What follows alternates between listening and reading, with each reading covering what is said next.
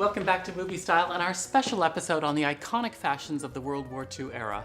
I'm Michael O'Connor, and now from classic to contemporary, let's take a look at some of our favorite modern movies where the costumes highlight the memorable fashion of the late 1930s and early 40s. How do I look? Like gold. In contemporary movies about World War II, the costumes always take center stage.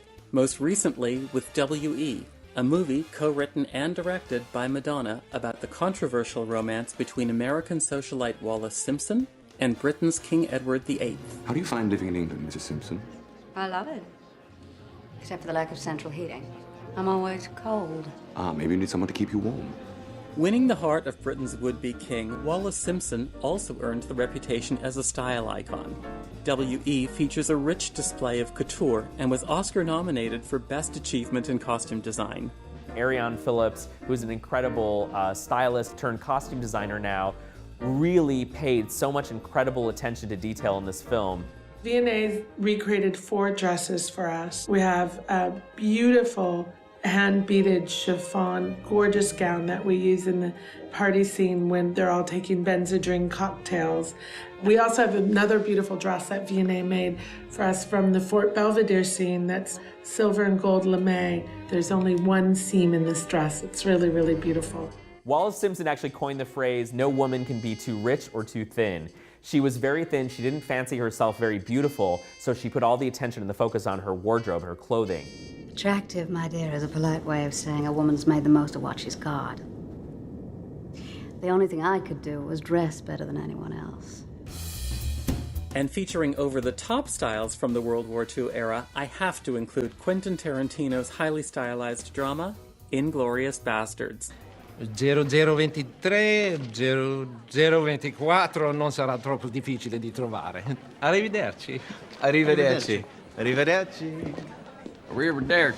Melanie Laurent kind of embodied more of the worker, the woman, the Rosie the Riveter, if you will, in overalls at some points, and very work-inspired. She smoked her cigarette. She was a very strong woman, and I think her wardrobe played into that, which is very much the working woman of World War II. But then at the end, you got to see this dramatic transformation in that very strong red dress with the red lip. Was absolutely incredible. Diane Kruger is one of my favorite fashionistas, and she certainly did not disappoint in Inglourious Basterds. Very beautiful, very dramatic looks from Diane Kruger, even in her suiting. One of my favorite looks was when she was playing cards, and she had that kind of brimmed hat with a long feather. Very dramatic. One of my favorite costume movies about World War II. Hamlet ist kein Brite, war Däne. Also ja, diese Figur ist auf jeden Fall in Amerika geboren. Also. And from a wartime drama to a wartime romance, standout fashion of the 1940s is in every frame of one of the most popular love stories of modern time. It wasn't over.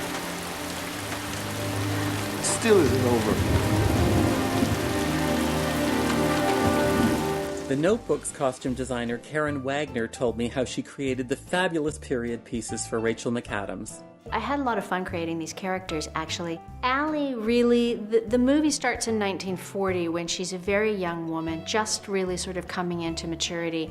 She's madly in love with this boy from the wrong side of the tracks. And she comes from wealth, and it doesn't mean anything to her because she's never been without. So I wanted to show her innocence and her lack of worldliness. So I kept the clothes very simple. Allie is still very young, and she's still wearing that sort of pleated skirt sweater set group.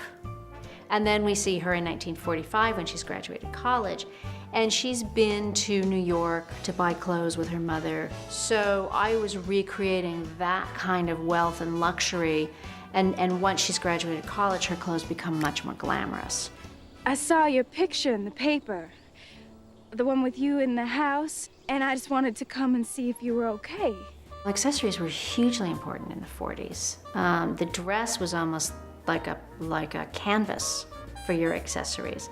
So it was all about the hats and the shoes and the bag that had to match. And then if you had this kind of wealth, you had gloves made that matched the dress. It was a whole ensemble, really. I mean, everything was meant to be worn together. And what was Karen Wagner's personal favorite of the movie? The blue dress is probably the most memorable.